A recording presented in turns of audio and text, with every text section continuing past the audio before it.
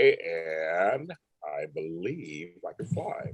Hello, everybody, and welcome. All right, kids, we're recording in progress. Welcome to Extra Connections Black Talk here Fridays on JLJ Media.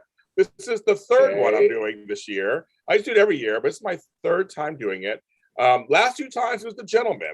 This time it's the ladies, and I spell ladies L-A-D-E-E-Z. Ladies, that's right.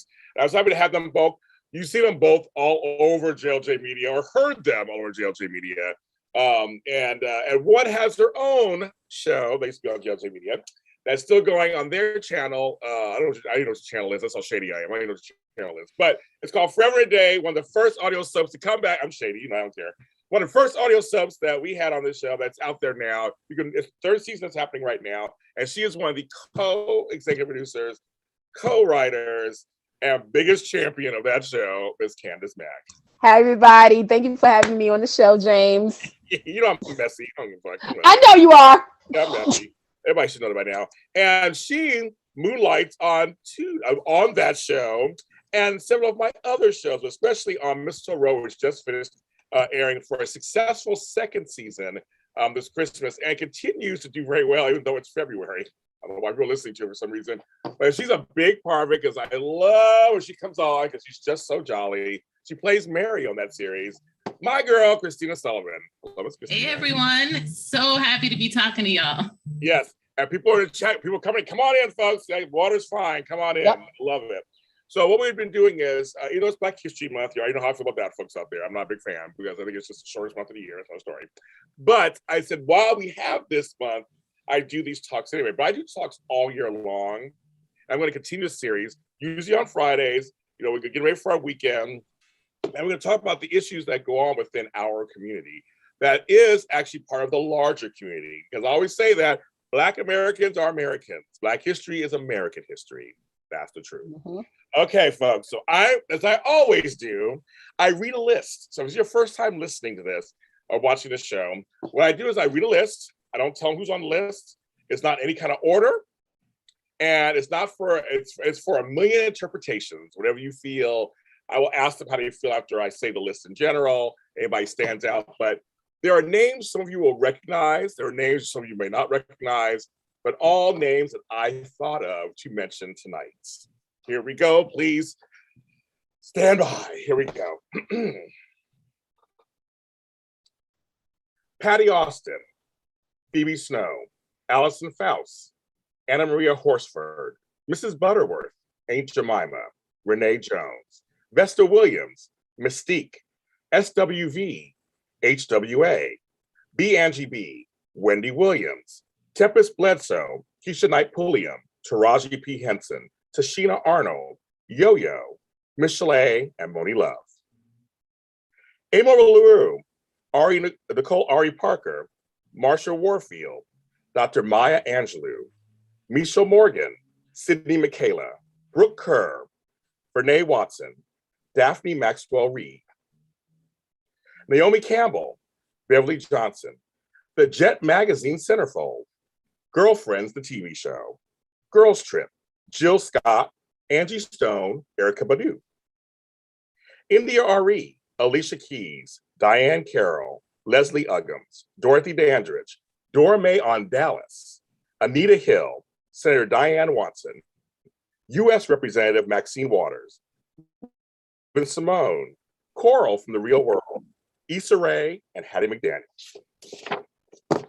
LaBelle, the group, Mary Wilson, Mary Wells, Tammy Terrell, Jackie Joyner Kersey, Florence Griffith Joyner, Debbie Allen, Dionne Warwick, Rosalind Cash, Little Kim, Foxy Brown, In Vogue, Pam Grier, Meghan Markle, Misty Copeland, Tanya Lee Williams, Shirley Chisholm, Marilyn McCoo, Zinga Stewart, Roots the miniseries, Corinne Bailey Ray, Martina Topley Bird, Shirley Bassey, Isabel Sanford, Esther Roll, Bernadette Stanis, Aisha Tyler, Scary Spice, Kim Fields, Regina King, Jennifer Beals, Carla Mosley, Sherry Shum, Renee Goldsberry and Vanity,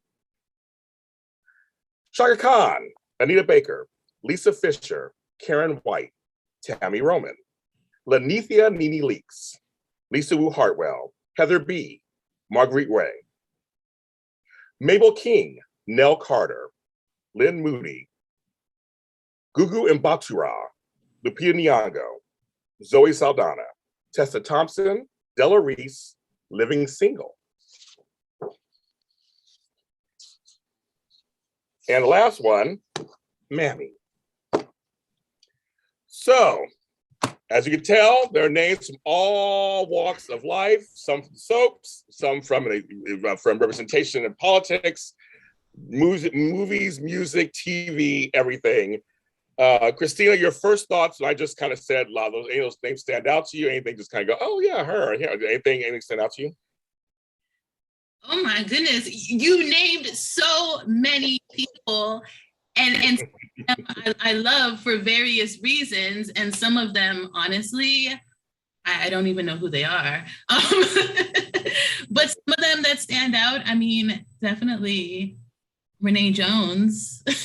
Yes, of course. Yes, you need to catch that. Yes. yes. You know, I'm a huge fan. Okay. Yes. And I mean, some of them, I don't know. I mean, Heidi McDaniel, she won an Oscar, the first Black woman to ever do so. Definitely that stands out. Like, I would love to be an Oscar winner, and she's the first who did it. And so that's an amazing person. And I mean, Nicole Irie Parker, she's been married to the handsome Boris Kodjoe from Can I Get Me a Handsome Man Too? Many stand out for so many various reasons. You know, Misty Copeland, all that she's been doing in the world of ballet, and then Debbie Allen with her dancing and acting and directing. And wow, like I could go through the whole list and say things about all of them, but Candice. I know, right? I agree. Different walks of life. They've made so much history when you hear those names. And obviously the one name that stood out and I was fortunate to meet her was Diane Carroll. I knew you were gonna say that. I knew, yes. And you know, the fact that she made history with Julia. And here's the thing, James always messes with me saying that I'm an 80-year-old woman because I know certain things, but to know what she achieved and what she accomplished and how that broke so many doors for a lot of Black women on television, that says a lot. The fact that she played the first bitch on primetime, in my eyesight, and she did it well, perfect. Renee Watson is another person. A lot of people know her Fresh Prince. Nope. This girl, get right. James is about to get mind blown. Room 222. The voice up from Josie and the Pussycats. Like, she did a lot of voiceover work before she did television. So I look at that. Debbie Allen, need I say more?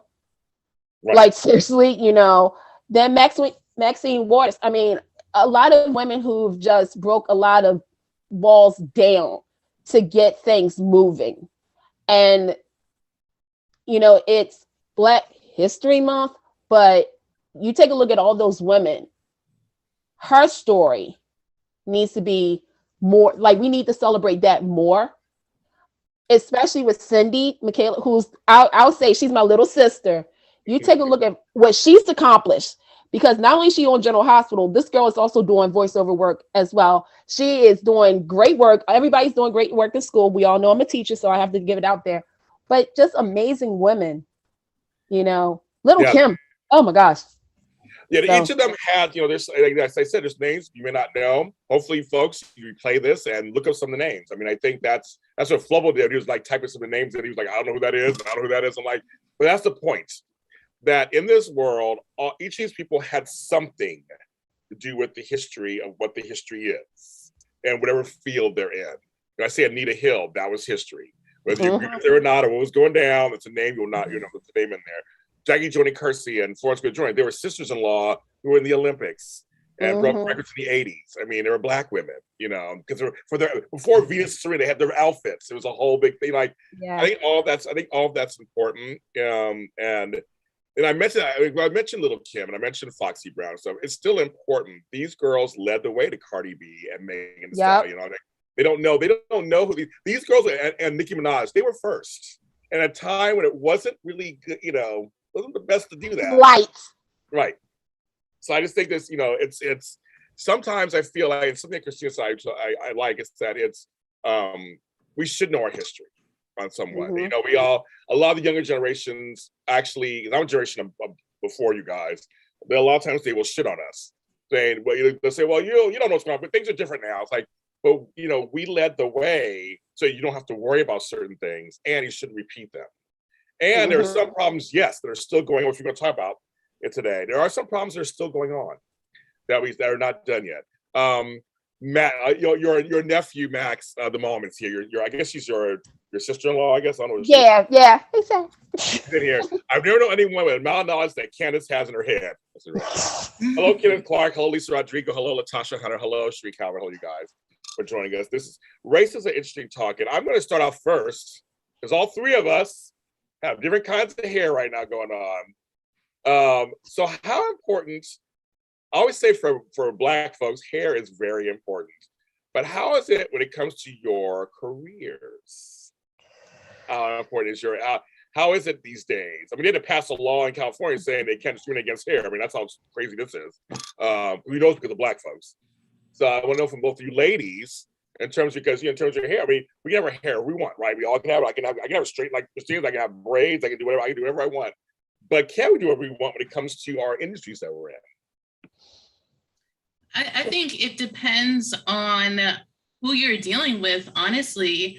I know I went for a job interview years ago, and I had these really long, beautiful braids, and the interviewer, she just loved them, and she complimented them, and then she started talking about her daughter and her daughter's hair, and long story short, she hired me, and we became great personal friends, and we're still friends. And so, I mean, I was able to wear my hair however I chose to, and the person interviewed me and enjoyed that hairstyle.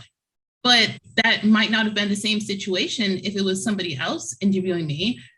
And that was for like a regular job, but acting, it's something that I deal with sometimes, especially with the way I look. Some people think I look kind of racially ambiguous. I'm Black, but I'm a biracial Black woman. So sometimes people don't always look at me and see Black. And so sometimes if I wear my hair differently, it kind of looks more like one ethnicity or another. So for acting, especially, it's interesting with the different hairstyles I choose and how people choose to view me and cast me based on how I look. Man, so wait, follow up on that, Kristina, for a second. Sorry, can I just follow up on this real quick? That's a great story. I love that. I love hearing a happy hair story. Jesus, I love it.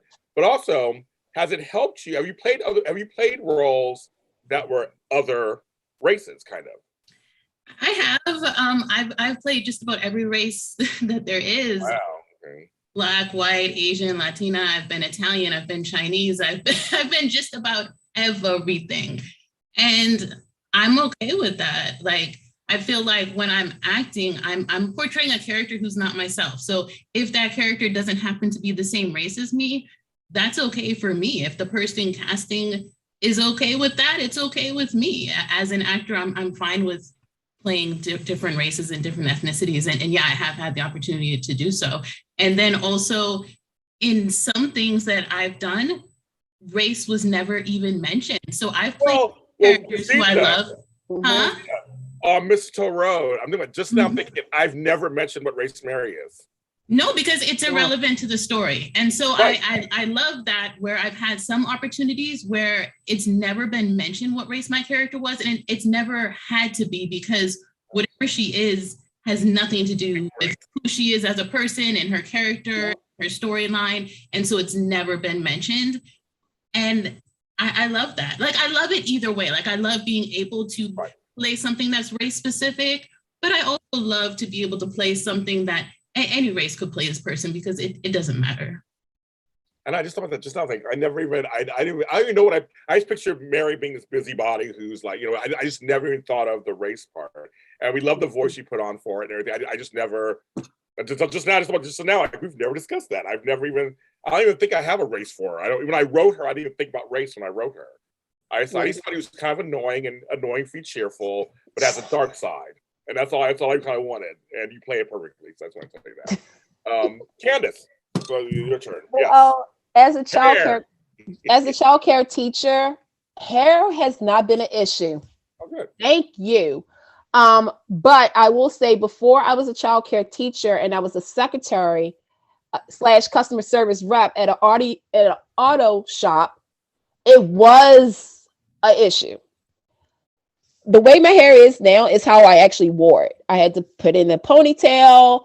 I could not have it out because, quote unquote, it didn't look professional. Yes, I know that. I could not have it in an afro. I could not have it a certain type of way because you have to fit the professional look, the quote unquote model of what a representative of the company looks like. And we don't want to look ghettofied.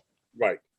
That's it. So, yes. Or no, the word was ghettofied. And that's why I live. Anyway, but that was that. But as a teacher, this is not an issue. Clothes, however, is. And the way you talk. Yeah. So, fortunately, haven't had a problem with the hair. Well, it's funny. For me, it's great to watch people like Whoopi Goldberg, or people like I said, Rosalind Cash. She was on General Hospital. Yeah, this beautiful hair that just we didn't see on daytime TV.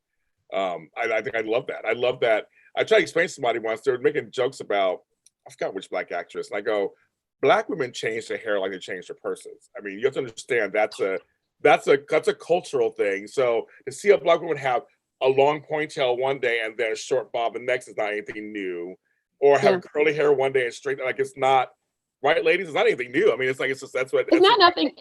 It's nothing new, and I cannot think of the movie. I think it was on Netflix, where it was the woman who her mother kind of trained her to always have long hair, and going through the process, I just need to say this one thing, this one product, and I bet every Black girl, woman was gonna flinch. Hot comb, like it's like, oh my gosh, like you had to press, you had to get the baby hairs and stuff. And in the movie, I forgot what happened, but she decides to cut her hair and stop wearing the wigs and the weaves and stuff, and she had her natural hair. And I think, like you said about purses, I always say, I always say shoes, because it's always Monday you're long and you're right. And it's a change of your identity. It's kind of hard to explain, but for me, I like playing dress up. Mm-hmm. So it's just like one day, oh, you know what? I want to wear my hair in a ponytail, I'll braid it, or I'll just straighten it out. And that's how I feel. But not everybody is like that. They're mentioning Nappily Ever After. That's the movie. Thank you, guys. Yeah, the chat room's always, chat room's always good. They'll tell stuff. They're mentioning Sister movie from 1982. I didn't see that. Oh. But I just know that hair for me as a guy. Man, we all Black. We change our hair. I had every hairstyle on earth. And I know certain jobs that told me, you got to cut this, or you can't do this, or anything extreme, or. It's and I had a job finally where I said, screw it. I'm going to have my hair long and blonde, and I'm going to one day, and the next day it's going to be a high top fade. Whatever I want to do. That's just, you have to kind of, it's just so funny over hair. It's so interesting over hair. There's bigger issues sometimes. There is way bigger issues. And I understand, hair is a part of the total package. What you put out there is, what people see is what they're automatically going to look, say, he has an afro. He must be kind of, I don't know. She has long braids. Or like locks. Like locks, look at the way she dresses, the way she talks, and it's like, really? You guys judging? Right. It's too much. And it's more so, and I don't know if Christina will agree, but it's like people judge women more about their hair than men, and they already have quote unquote an idea of what the woman is based off of the hair, not off of anything else, but based off the hair. Because I know that, like you said, India Arie, I remember when she first came out, and people was slamming her, calling her a druggie, calling her a hippie. but all you saw was a picture. You didn't even hear her. You just was like, yeah, I don't know about her. Same thing with Macy Gray. They just thought she was just a bum. Talented, but people thought she was a bum based off of her. I'll give you a piece of inside information though. Men and hair is very important. Trust me.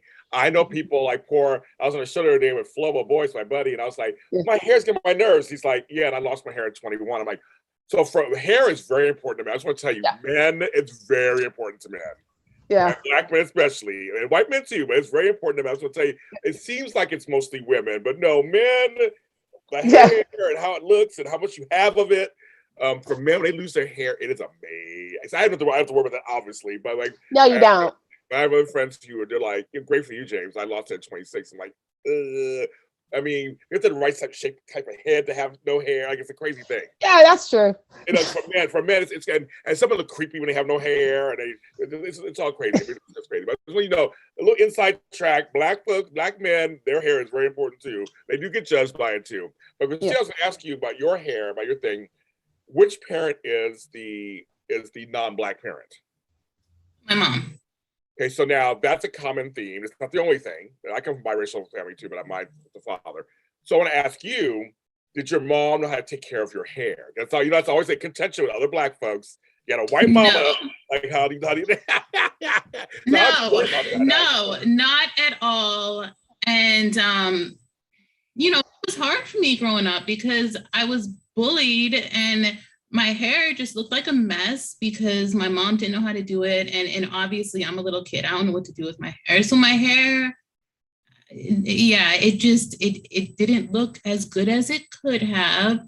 Well, how'd you learn? How the tide turned for you? When you were adults? Were you in high school? Like when did you learn? Well, eventually I would say, by the time I was maybe like middle school, high school, I kind of at least figured out how to put it back in a neat looking ponytail.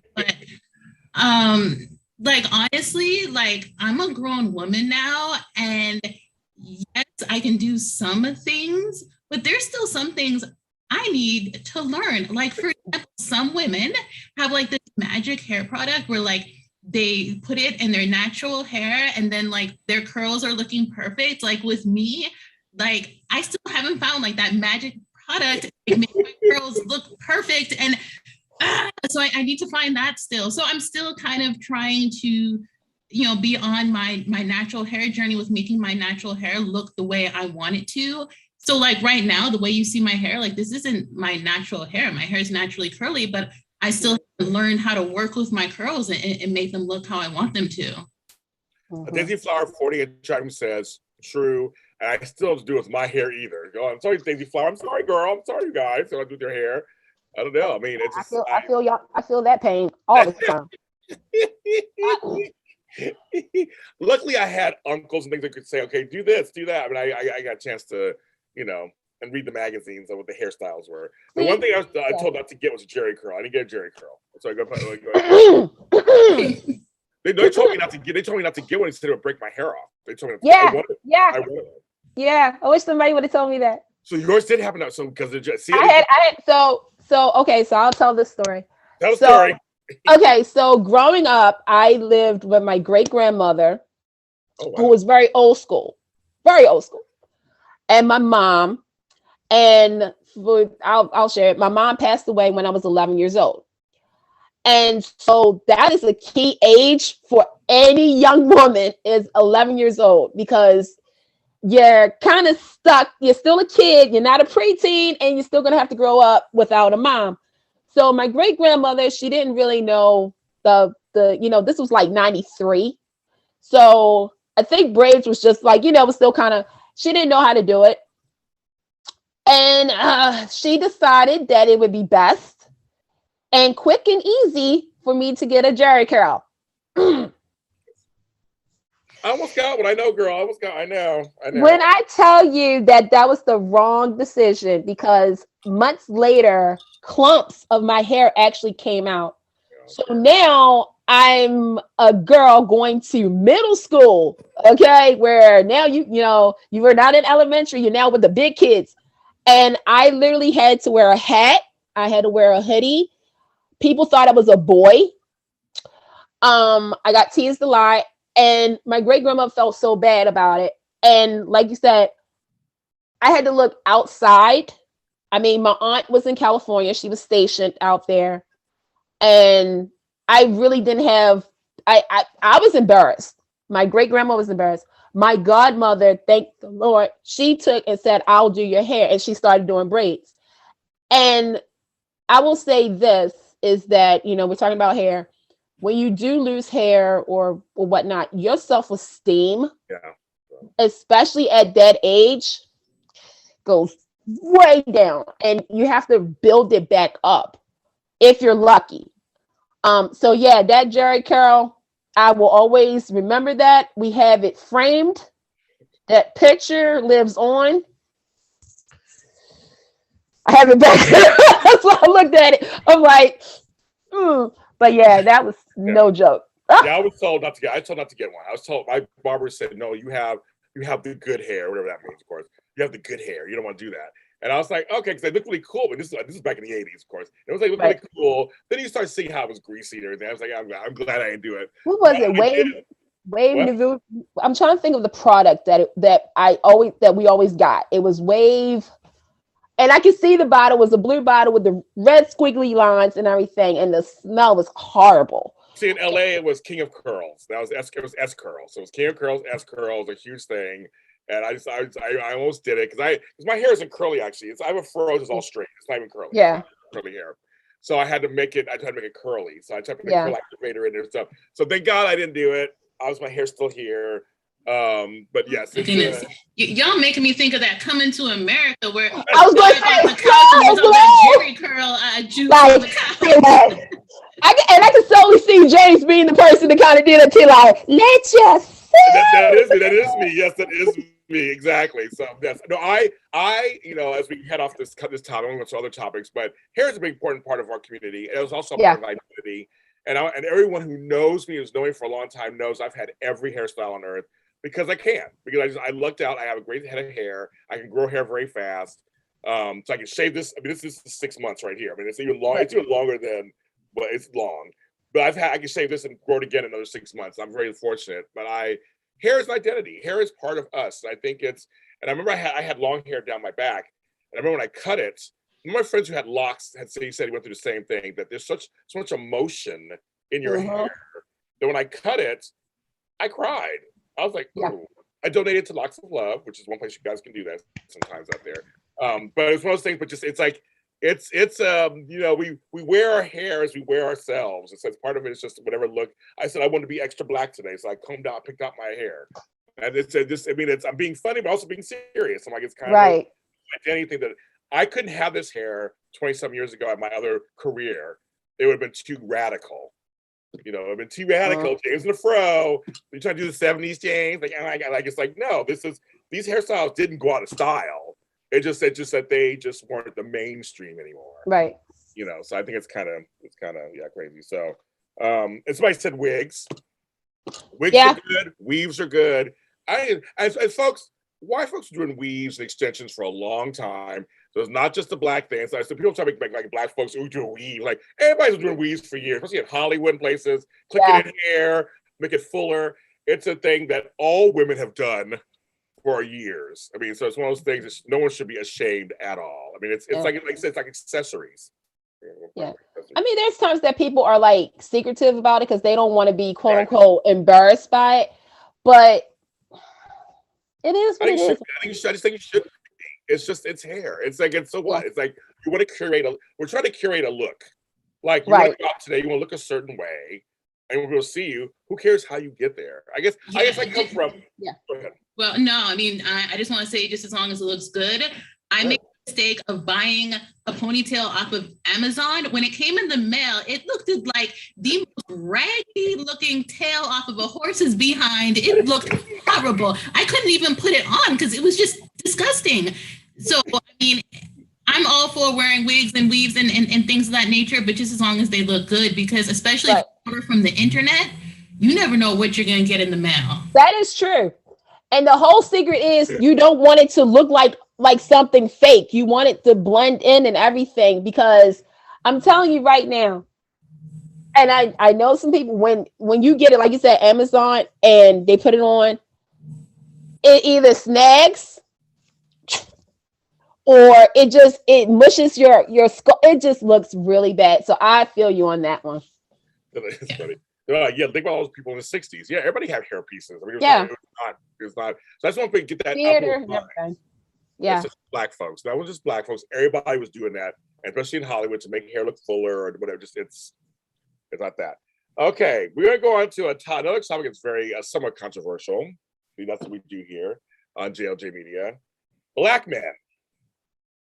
So my first question is, are we holding you guys down? Are we there for you guys enough? Or is it something that the media is trying to put together? Are black men there for their sisters? Christina, you take this one first. Okay. So I would like to say that I love black men. Okay. Me too. And I have nothing bad to say about black men, especially like as a generality. Like, I only have good things to say because I have so much love for my father and my uncles and my cousins and my son and so many black men that I know that I love. Like, no way could I ever put down a black man, never. But when it comes to dating one, now, message to any handsome brothers who are on this Zoom watching and listening and whatnot.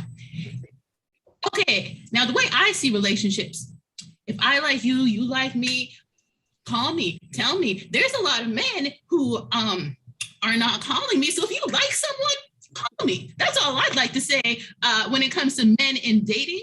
And I don't know what's up with men not stepping forward and being like, hey, you like me, I like you. I mean, I'm just saying, like, that's something that I've been noticing when it comes to men in dating. Like, where's the straightforward communication of, hey, let me tell you how I feel. Let's, I don't know. Like, that's just something that I see lacking when it comes to like men and dating, is just the communication of, if you like me, tell me. Because otherwise, I mean, how am I supposed to know?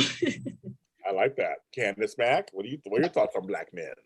Christina, why are you getting them to my brain? I was thinking the same thing about... Because that's the problem with the men when it comes to dating. No, it's like, first and foremost, this is not like a movie or anything. First of all, we do not know what's going on in your heads. 1. 2, communicate. If you don't communicate, what are we supposed to do? Also, and I just have to say this, okay? There is something called romance. Let's say it together. Romance. Okay? No offense and everything, but if you come and we're going on a date and everything, first and foremost, this irks me and I have to do it. Hey, can I call you right back? I'm with a date. First and foremost, cell phones off. Pay attention. Eyes up here. Not down here, up here. You have to also respect. And that's something that is really missing, is social media. Social media to me has really damaged a lot of brain cells when it comes to relationships, because what social media tells you is the right and the wrong of how to treat a woman. How many people on social media makes these lists are actually in a relationship? Please explain that to me. Number 2, my father was not, let me correct that. The sperm donor was not in my life at all. Okay. And I made peace with that. But that does do something, especially to a young woman, of knowing that the primary person in her life does not want to be a part of it. That does something to you. But luckily for me, I had my great uncle Michael, God rest his soul, my grandfather. I had strong black role models who taught me how to fix things and do things on my own. But I also saw my grandfather and my step grandmother in a relationship for over 40 something years. And they had communication, open communication.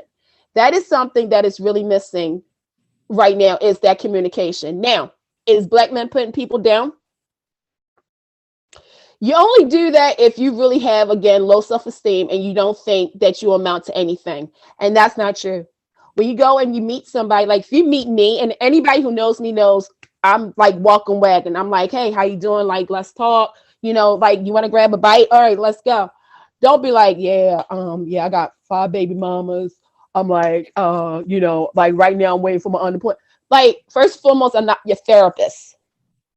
I'm just, and I think sometimes and I've had dates that they feel as though I'm a therapist, I'm the mother. I'm like, no, I want to get to know you, but you don't have to put up a front either. And I think that's another thing is be you. Just be you. If you're not comfortable with yourself, then you may not want to be in a relationship, because if you're not yourself and you're in a relationship, then it only damages both parties. But yeah, I love black guys too. And it's just, to me, I'm gonna be honest, I don't see race. I just see other things. Well, I mean, I would maybe be open to another type of man, but really, my preference is black man. Okay. Yes. You know what? And here's the thing. We should not be afraid to say that. It's like, yes, of course, we're all open to everything, and it comes under. If someone dropped in your lap, excuse me, dropped in front of you, Kristina, who you did find attractive, and may not be black, but checks off all the boxes you have. I'm sure you wouldn't turn them away. I mean, like, you had a feeling for them. I'm like, so, but I mean, but yes, but we should be able to say, but I would prefer to have a black man as my partner. I don't think there's anything wrong with that. I just don't really think that. I mean, people of color are so told to apologize all the time for their blackness that I'm like, I'm not apologizing anymore. I was like, I've dated all races, but you know what? I like black and brown. I just do. I just do. There's a shorthand.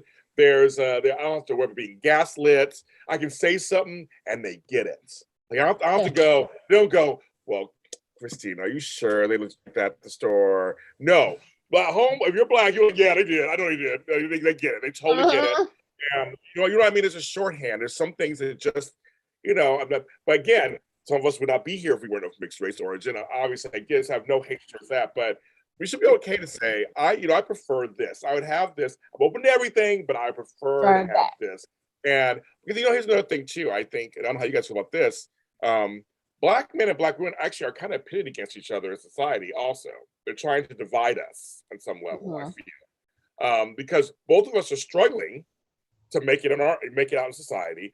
We have very similar things happening to us, but then you guys are women, so there's a whole other. I have male privilege because I'm a man. So there's things that I have over you that they always try to put that against us too. Like, well, see, but he's a guy, so you're a girl, so you have it even more worse. And I do. I think black women are salt of the earth. I think you guys just have you guys have it on so many levels coming at you. But black men too. We get it every day we leave the house. We have a lot of things thrown on us unnecessarily and unfairly from other men, from other people, from society. And so I feel like we're both walking that line, black women and black men. What are your thoughts on that? I agree. Well, and I think that's why it's so important for us as black men and black women to come together. Because, like you said, James, there is that shorthand. I understand what you're going through. I don't have to give you some big long speech and educate you and teach you and tell you all about why I feel you're just a little bit racist. No, so there's that comfortability, but then also there are the differences that we experience, but we can still have an understanding amongst ourselves and with each other. And Hill Harper wrote a really good book called The Conversation. Yes, he did.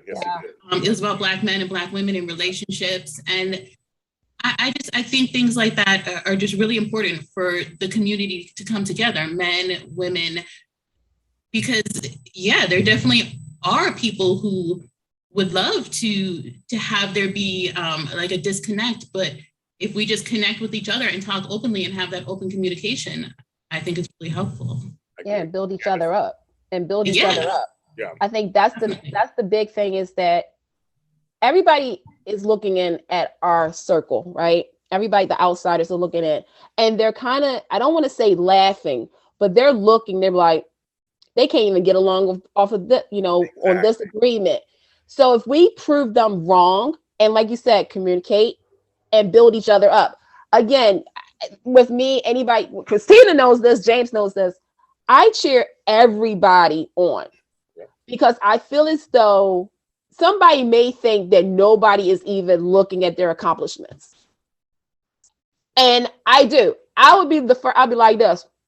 You paid off a credit card, or, Christina like washed like 5 loads of laundry. Yeah. Girl, like we need to build each other up and we need to come together because especially now, there's a lot of negativity.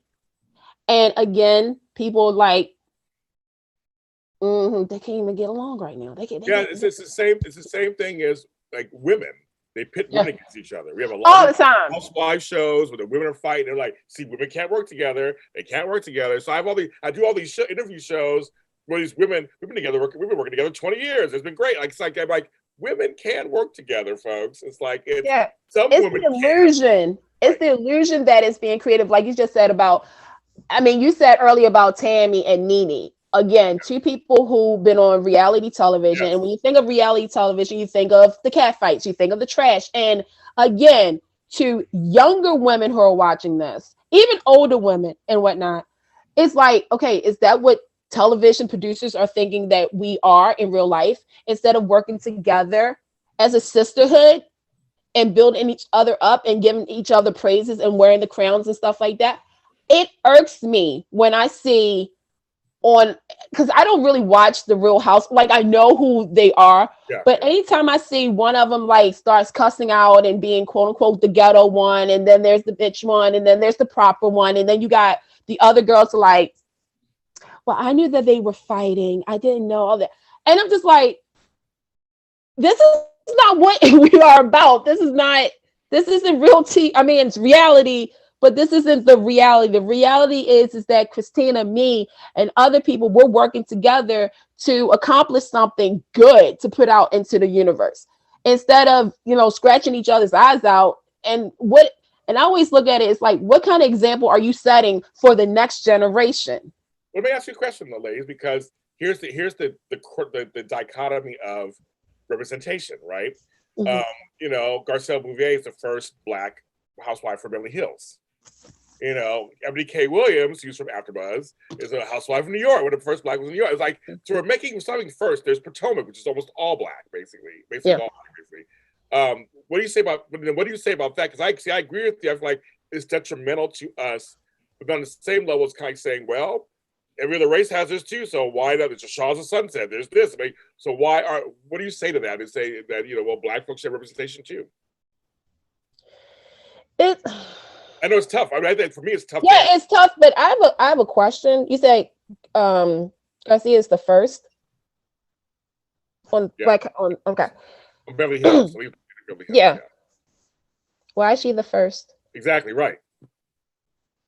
After how many seasons? Right, like and that's what I was thinking when you read the list too. Is how many people have done the first, like the first. Why is it now in 2022? They're still first. Like earlier today, it was the first Black woman to be nominated to a Supreme Court. Again, sorry. I mean, I'm glad. Praise. I love and I'm glad to see that again because for the next generation, as a teacher, I think about that. It's like, what legacy? What are we teaching the younger generations? But why is there still the first of a lot of things? And I don't understand. My grandkids they were born into Obama being president. So for them, Obama and Michelle were the first, like basically royal couple to them growing up. Which for and for the rest of us, it was the first. Right. In 2008. Like Meghan Markle is the first princess. I'm gonna be honest. Well, Duchess, I still say well, the kids say princess. Yeah, I still, If you're married to a prince, you a princess. All day, every day. She is my Walt Disney princess. Right, she sure is. I mean, but that's my question. Also, before we go further that, I want to ask you something else that's related to that because right now it's a big debate because you both are soap folks. I know you don't watch Real Hospital, there's a big debate about Black folks on soaps today. And I've joined the conversation. I've done several episodes on Daytime Today about that. Black skin colors, when they recast folks, pisses me off. And all Black folks look alike. So you can just all of a sudden, the light-skinned Black guys now, they like the other one was dark. Sydney Michaela's been getting lots of heat because of her character. They're going after Joss, my girl Eden McCoy, who I love and everything. I know it's not racist and all that stuff. They're going off on them because she's the only Black girl on the show. I guess a lot of, on days we got Paulina, Lonnie, and Eli, and we got some Black folks and our buddy James Reynolds. Even though Jack Kay and her performances are a little much for me. But anyway, that's another story. But they are having major storyline on that show. It's one of the few soaps actually is giving them, Misha Morgan on YNR. I think she's being wasted half the time. But it's starting to wrap up a little bit, whatever. Yeah. But I just wonder what you guys feel about that too on soaps. It's another thing. We're all soap people. Might as well bring that up. How are we feeling about the Black folks on soaps? Well, I don't know about drama that you're talking about with the soaps that I don't watch because I only watch days. But I do know that for like a very long time, Abe was pretty much the only Black person on days. And, then there was Abe and Lexi for quite a while. And then it was just Abe. And yes, recently, all of a sudden, there's all these other Black people. But for many years, it was really just kind of like one or two Black people. And honestly, that was the lack of representation was one of the things about Days that I didn't love, even though in general, I love the show. I didn't appreciate the fact that it was so white. And that was one of the reasons why I loved Passions, because Passions was a lot more diverse. You had the Black family, you had the Latin/white family, and then Lopez Fitzgerald, the white family, right? The Lopez Fitzgerald. But yeah, so you had all different types of people. It was not just mostly white, and I really appreciated that, and that made me enjoy that wacky, zany show a lot more than I would have. Well, you said Renee Jones. When I said her, for the longest time, she was the Black Demira. She was like one of the few, like with Abe, that was on. The Black folks would come and go, and then they were just they wouldn't stay very long. It was like Abe is still, James Reynolds is still like the only. I think he's probably the Black person on any soap for as long as he has. I mean, I don't know for sure because I don't watch any others. But James Reynolds has been on Days of Our Lives for, I don't know what, like around 40 years, maybe? 40 years. Yeah, 40 years. That's really impressive. And it's just sad that I can't think of anyone else who's been on a show as long that's a Black person. Now, before I get to Candice, I was going to say for folks at home, when James Reynolds won the Best Actor Emmy, okay, he said it took 37 years to get here. And he said, I want to thank A. Martinez, who's Latino. I want to thank Al Freeman Jr. and Darnell Williams. They were only out of 37 years of this shit. Only 4 people of color have won Best Actor. And Best Actress, never. None. Been supporting. It's always supporting. I know Debbie Morgan. There's no, and when she won, it was a tie. I love me some Nancy Grand and I loved Santa Barbara. But I was just like, that's kind of outrageous, you guys. You know, like and think about this. Halle Berry won Best Actress Oscar 20 years ago. Yep. No other Black woman has won Best Actress. Not even Viola Davis, who you think for sure have 5 or 6. I mean, 5 Oscars by now. No other Black woman has won. I think an Asian one won 1 year, and that's it. No one else of color has won since Halle Berry. That's 20 years Angela ago. Bassett should have got something too, but I'm not. But you know what I mean? It's like to say I know. It's just crazy. I mean, just when you start thinking about that, going, that is insane. Okay, back to you, Candace Mack with the soaps. You know our Boudreaux's on Guiding Light. I know we had Boudreaux's. We had. I mean, Winters. I grew up watching the soaps, 80s. So Young and the Restless. We had. Winters. Oh my gosh, we had May. We had As Well Turns, Jessica. You had Angie, Jesse, and you had all these characters. There's one soap though, and you said this soap last week on your list, James, was Generations. Generations. Yep. Generations, like you did have the Black families, the centric characters, but they would always go in and out, in and out, in and out. You had the Black characters, stuff like that. But Generations came on, and I remember this was up against Young and the Restless. Okay, this tells you something. Yeah. And it was different in the sense that instead of being secondary, they were the leads. You had lead families on there. They were Black, and it was like, oh, okay. And, sadly, network didn't see it that way. 2 years. Some of the actors from Generations, mainly Christophe St. John, miss you, man. He went over, and that was another opening representation. He wasn't gangster. He wasn't a cop. He, no offense to Jesse, but he was not, this wasn't a stereotype, situation, because I think a lot of writers back then thought that if you were a Black man, you had to be gangster, you had to be uneducated, you had to be a cop, a cook, but Neil Winters was, for me, the role model. He was the standard. He was the standard of what a Black, like Abe was definitely, but with Neil, it was a different representation.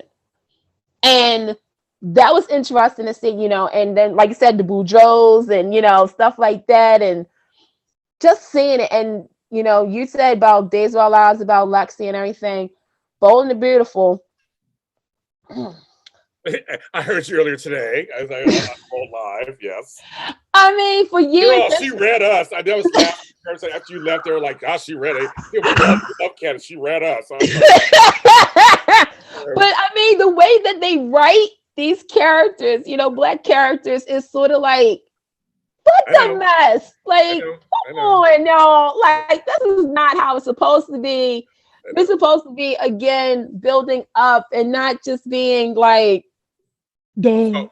So I want to say, so to mention, for me, because I didn't go, I went to a predominantly white college, so I didn't go to HBCU, but seeing a different world, when that came out, that changed. I was like, I got a glimpse into Black college life, but that cast was so color diverse.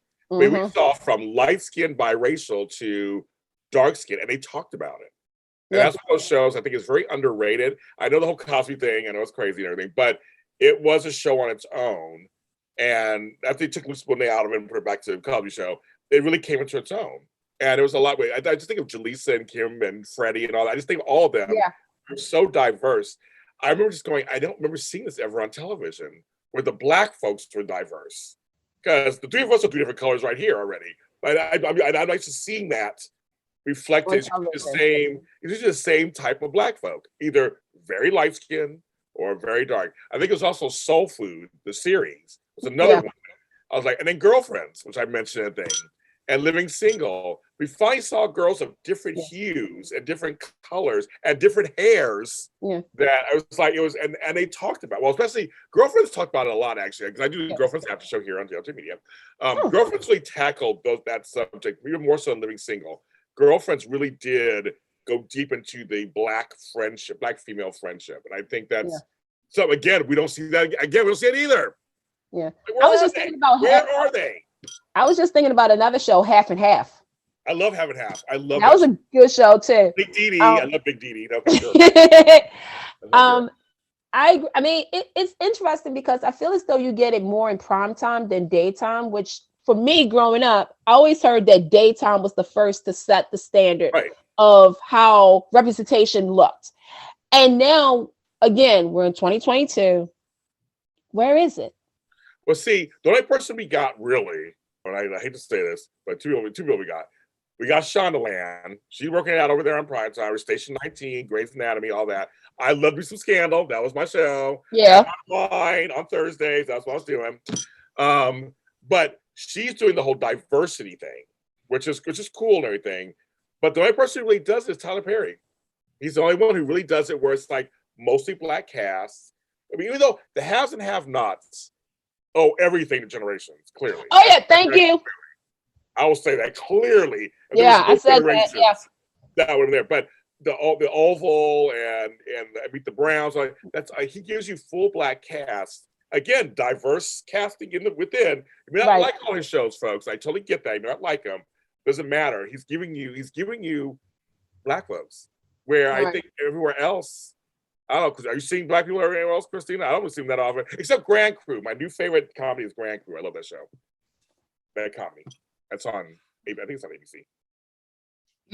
Yeah, I think you're right, James. I think Shonda's the one doing diversity for the most part, and Tyler's the one doing all black for the most part. Yeah. Aside from those two, I mean, there are some good shows on the OWN network, I think, but maybe those are Tyler Perry shows. They're all Tyler Perry. They're all Tyler Perry, girl. They're Tyler Perry. Except I heard Kings of Napa. I heard it's like a Black Falcon crest.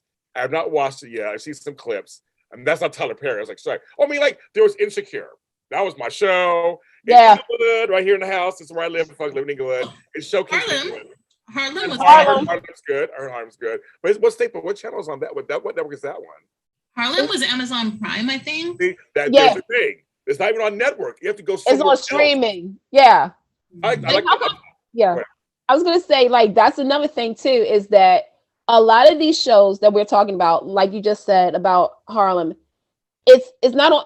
Again, growing up, you had ABC, NBC, CBS, then Fox. Fox now kind of did in the beginning, because like you said, Living Single and Living Color. I'm trying to think of another. It was another show that was set in, not Rock, but it was another show too. And they were kind of doing it, and then they kind of broke away from it, I guess, because people weren't ready for that exposure. Well, but WB and UPN happened. That's why. Right. But I'm talking about, like, before that even was a blip on the wall. No, I'm saying, but also too, Fox, I felt as though they were, because you brought up A Different World. And I'm trying to remember this show, and it's going to irk me. I swear this is going to irk me. It went up against A Different World, and it was canceled after, I'm going to say, a good 13 episodes, because they couldn't compete with A Different World. And it had nothing to do with the Cosbys, because I remember this article.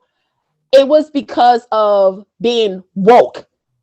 And I remember that term right there was woke, because it was Fox was trying too hard to be like, hey, we're showing you a black show on this network against another black show. And it was like, okay, we get it. It's a black show. Like, thank you for telling us. But yeah, but now all these shows are on streaming. So now you got to pay for them, which folks get upset about, of course. Yeah. And other folks like it because they said screw cable and it's too expensive, screw regular TV. So they're getting the Sling TV, Roku. They're getting able to. My friend has YouTube TV, so he sees everything for a certain price. Yeah. There's all kinds of TVs now, so I'm like, I like the Upshaws. Love that show. And so that's Netflix or Hulu, one of those two. Hmm. That's with my girl Wanda Sykes and Kim Fields. Love the show. Mostly it's all black show. Love it. Successful first season, coming for second, but it's not on network TV. You have to have Netflix to get it. Amazon Prime said they're raising their prices, raising their membership. They give everybody their notices. They did. Their membership.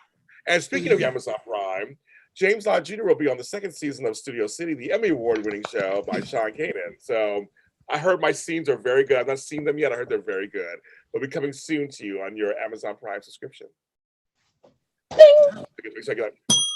get that out. So James Lott Jr. is on. They pat my thing. Hey, something to look forward to. Yes, it's really good. Me and Sean Kanan act opposite each other. It's really good.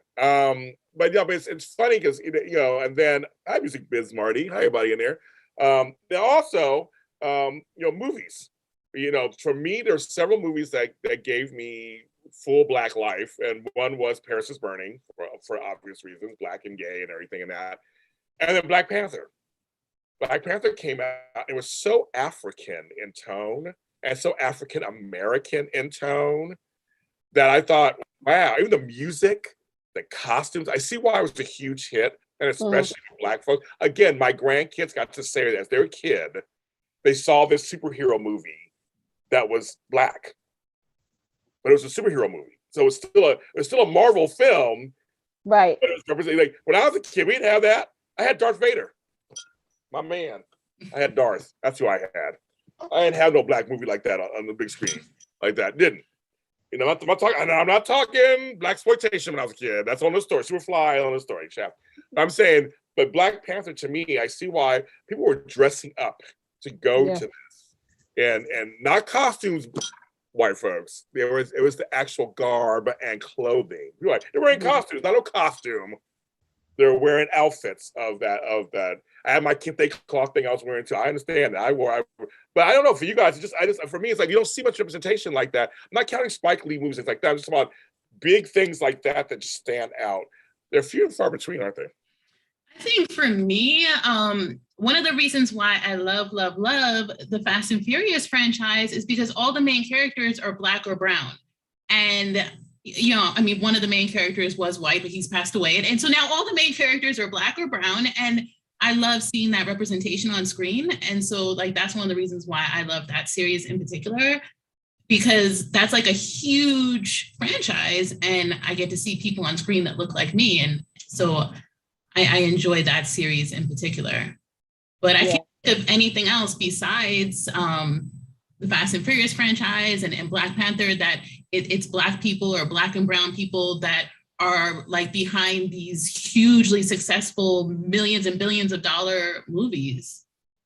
A lot of films, yeah. Let me ask you a question. So what is your thoughts on, they always say the Fast and Furious are just kind of frivolous movies. What are your thoughts? What are your thoughts on that? They're very successful. They're huge. I don't think they're just like these light frivolous movies. I think what I love about them is not only do I love the representation of the Black and brown people, but I love, you know, and people have been making all these jokes and memes recently about family, and they want to laugh and say that that's funny and hilarious or whatnot. But it's not like that. That's the truth. Important thing. And I love seeing that representation of this group of friends who have become each other's family. And so I think, you know, it's the characters that I love. Like, it's a very character-driven series where you love the characters and you love their loyalty to each other, loyalty to that family. I love that. I love seeing that. I think that's great. And that's what I really love about it. And yes, I do understand that the actual plots can be a little bit ridiculous, but I don't care. I don't care if there's cars flying into space. I'm still fully enjoying these characters that I love and have loved for what, like 20 something years that the franchise has been out there. For a long time. Yeah. And, you know, just that love and loyalty and family is what is so amazing about these movies. Well, it goes back to this whole thing about representation then. It's like if we have, you know, like Get Out was a huge hit. You know, horror film that had racial themes in it, but it was a huge hit. And it was Jordan Peele who wasn't, the Key and Peele were successful on television. They were successful and they were a name on some level, but this brought him out to even bigger, you know, obviously Oscar nominations and Oscar win. And then his next film, what was it? I forget the name of the next film. But it was like they were playing different characters. The leads are playing different characters. They were playing themselves, and it was just another one of those. It was not a success. But I guess it goes back to the whole thing about even silly movies like Scary Movie. Remember those came out? Yes, because there were the other movies. There was the silly airplane movies and Police Story and you know, all those. I love the Naked Gun movies. Naked Gun movies are hilarious. Yeah, Airplane Police Academy. Yeah, Academy. They're always low. But then Scary Movie came out. The first one was a huge success. Yeah. People were saying, well, why are Black folks doing that? It's like, well, should I be able to do that to you and be slapsticky, make fun of regular film? Yeah. I think it's called Us. That next movie was called Us. That's Us. Yeah. I mean, I grew up with The Wiz. The Wiz to me. Now, we grew up with the one with the Diana Ross. Diana Ross. Okay. That. I mean, I knew about the Wizard of Oz and everything, but the Diana Ross one, that was just, you know, Stephanie. God, I'm about to play the theme, you know, the whole thing. See, I'm a Stephanie Mills person. Like I knew about Stephanie. Again, grew up with my great grandmother, so you know the record player was on to hear that, and my mom went to that concert when it was in Baltimore. Long story. Anyway, but that to me was the first time that I actually saw a very community, like it was a community of Black and brown, in the sense that, again, Wizard of Oz, it was, the Wiz was an adaptation of it, but I was just like, they all do look like me. Like, I'm Diana Ross, not knowing that I wasn't really Diana Ross, you know what I meant. But that was, something coming to America. Anything Eddie Murphy does, I'm in for it. Like, I'm in for it. Harlem Nights, that was my movie. That is actually my movie. But you said Fast and the Furious, and the one thing, if you notice all my movies that I just said, they do have family, and that's something else that this community is a family. Again, building everybody up and being positive and being there for each other. Not everybody had that, of being there for each other. And I think, especially now, I think that's the most important thing, is we as a community, we need it's going to be hard for me to explain, but to push that negativity and just come together and be open and honest and talk about these things. And James, I just want to say this. You've done something, again, where we're comfortable talking about this, that we shouldn't be hiding behind papers and everything. Look, we can put everything else out on social media and we can do all that, but we need to talk about this, because I feel as though if you don't talk about it, it shields you away from a lot of things. So just wanted to say that. Yeah, no, the thing is, we can't be afraid to have people say opposite views than us. Yeah. They're going to. There's someone in the chat room who's trying to say that Black Panther was anti-Black and all this stuff. And I don't agree with any of that. So, but he has a right to say what he wants to say. Right. And that's the point. I'm not going to get mad at him and go, what do you say that for? I don't fight with people. I just don't fight people. If you feel that way, that's the way you feel. But I saw a different film. So I saw something different. Or I see different TV shows. Like you said, Fast and Furious. A lot of folks talk shit about it, but it's a huge, oh my God, Diddy Flower 4, he's like, even Norbert, to you, Candace. You like Norbert? Even Norbert. We all like our shows for whatever reason, right? Our movies for a reason. I think that's the thing. But a lot of times people are afraid to say something out loud because they're afraid someone else is going to say something that's the opposite, or someone's going to say something that's agree with them. Like, that's kind of you get judged. You get judged, and so go ahead and judge me. I mean, I don't care. I feel a certain way, and that's fine. You feel a certain way. That's your business. I'm not going to try to change your mind, so to speak. We'll have these discussions, maybe some minds will be changed. And that's why I started doing these. I started doing these back in the pandemic when we had the Black Lives Matter and all that unrest. I started just grabbing folks and let's talk about it. Let's talk about race is one of those things that's this big taboo subject still, yet it's everywhere. Right. Not going to be taboo, yet it's everywhere. It's like saying we can't talk about children, but children are everywhere. You can't talk about dogs. Dogs are everywhere. You can't talk about, water. Water is everywhere. Like not so much in LA sometimes. But like, it's just like, it's like we can't not ignore what's right in front of us. It's part of daily living.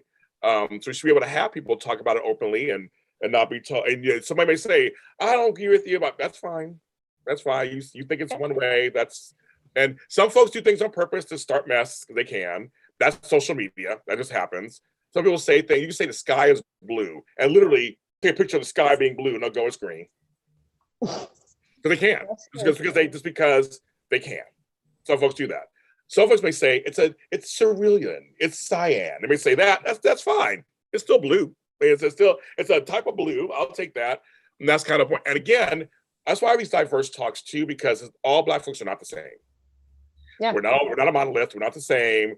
We don't all talk and walk and chew the same way. And so that's why I love talking to all you guys differently, because it's, Letitia Hunter says the movie is Set It Off. Candice, Norbert was her, it's Daisy Flower 40. Okay, that movie was my punishment. I was trapped on a bus with it playing. I almost jumped from the bus. That was Norbert. That was Daisy Flower. Daisy, we'll talk about that. It seems like you have a lot to talk about. Again, therapy session is open. We are going to be there for you. But not everybody could, have a successful movie career. Okay. I mean, there's sometimes that, but as long as you can laugh or it made you feel a certain type of way, that's all I'm going to say. We'll talk later about that, but hopefully it's a good movie. The Best Man, the name of these movies. Yeah, there's a lot of films. I mean, when I saw She's Gotta Have It, I was like, oh, okay. When I saw Do the Right Thing, I'm like, oh, okay. When I saw Higher Learning. Or I'm gonna get you sucker. They will get you sucker. I mean, I remember Poetic Justice. That was one of my favorites. Right. Justice. I mean, I met John Singleton. I've never met Spike Lee. I got to meet John Singleton before he died at AfterBuzz, and it was great talking to him. There are a lot of great directors, Black directors. We're talking about Melvin Van Peebles, Mario Van Peebles, Bill Duke. I mean, always do they're just like doing amazing things, and it's but again, they're all very different. And so I don't try to defend everything. I just know what I like and what I enjoy, and they all have a place. Everything has a place. Everything has a place in there because it's part of our history, not just Black history. It's part of our history.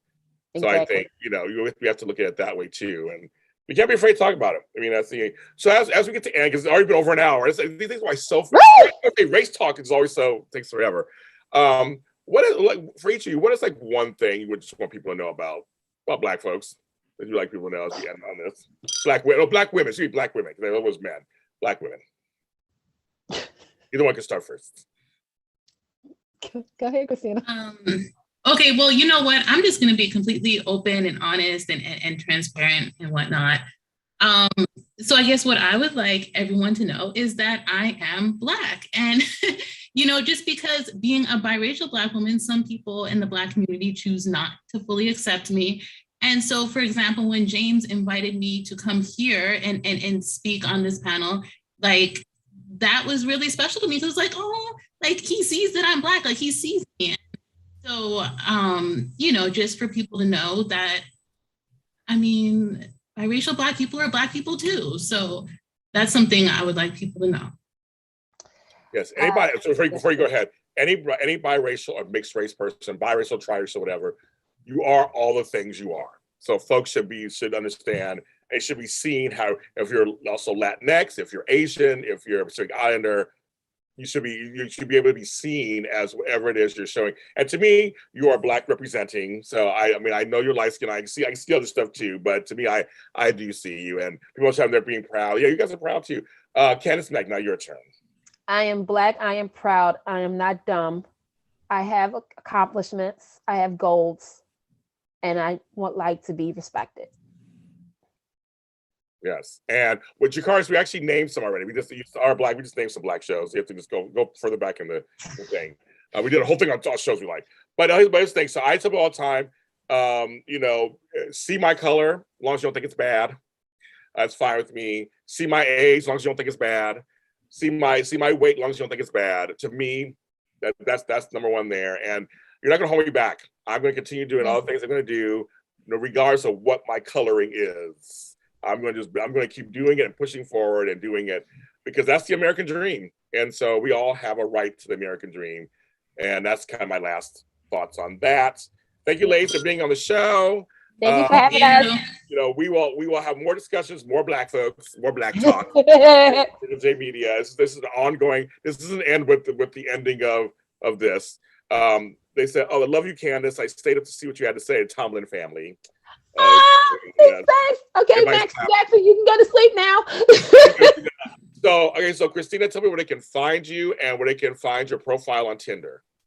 Well, I am not on the Tinder. I don't want no Tinder swindler coming after me. I am not on Tinder swindler. That's right. So no, I'm not participating in that. I am on social media. I'm on Instagram, Twitter, Facebook. You can find me at Miss Kristina 617. That's MISSKRISTINA 617. Okay, and Candace Mack, do your thing. Go start promoting stuff. Okay, so first and foremost, every Monday at 3 p.m., 2 p.m. Central, you can catch that young lady over there as Stephanie. That one girl right there. Love Stephanie. Myself on the Indie Series Award nominated Forever and a Day on Anchor and all streaming services. Make sure you follow us at FAAD Podcast on Twitter and also Forever and a Day Podcast on Facebook. You can also follow me and my lovely voice every Sunday at 7:30 on TalkShoe.com to discuss all soaps on Soap Party 411. every other Thursday, Take Two Radio or Blog Talk Radio. I'm making sure that I can do this right. On Twitter at Candy Poo and on Instagram, Candy Mack 82. I think I am done. Oh, and on TikTok too, Candy Mack 82. Boom. I do. I love it. And you can follow this Special Connection shows on Facebook. This show, I've done almost, I think, 300 of these. I don't know how many I've done of these. Check them out all on social media. Check them out everywhere. They're everywhere. On all streaming services, on YouTube, my online network, JLJ Media, over 45 shows. Go ahead and I'm one of the few black men that has his own online network. So check that out. That's something I'm doing, that I'm trying to make my imprint out there. So check that out. You can follow me, Raw James Jr. Soul, at James Lott Jr. on all social media platforms. And I'm on TikTok too. And he's on Amazon. What? Amazon, and you're on Amazon too with JLJ Books. Yes, I got books. I have a new album out called Surprise. You can go on my SoundCloud page, James Lott Jr. Listen to it. 7 songs I wrote in 2 days, so you can check that out.